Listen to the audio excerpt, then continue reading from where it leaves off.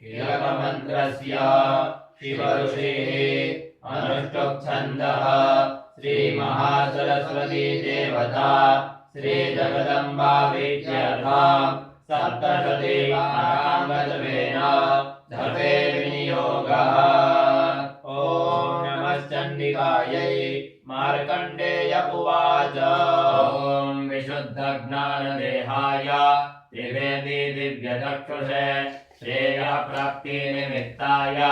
नमः सोमार्धधारिणे सर्वमेतद्विजानीयान् मन्त्राणामपि कीलकम् सोऽभिक्षेममवाप्नोति सततं चाप्य तत्परः विद्यच्चाटनादीनि वस्तुनि सकलान्यपि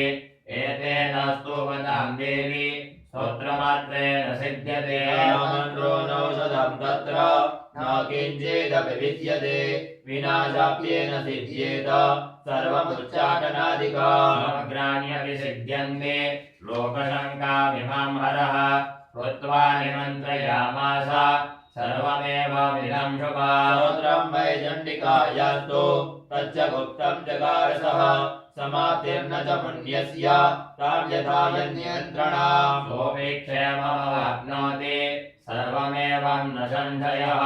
कृष्णायां वा चतुर्दश्यामष्टम्यां वा समाहितः ददाति प्रतिगृह्णाति नान्यथैषा प्रसीदति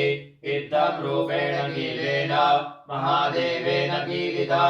निष्किलां विधायेनां नित्यं जपति संस्फुटात् स सिद्धः स गणः सोऽपि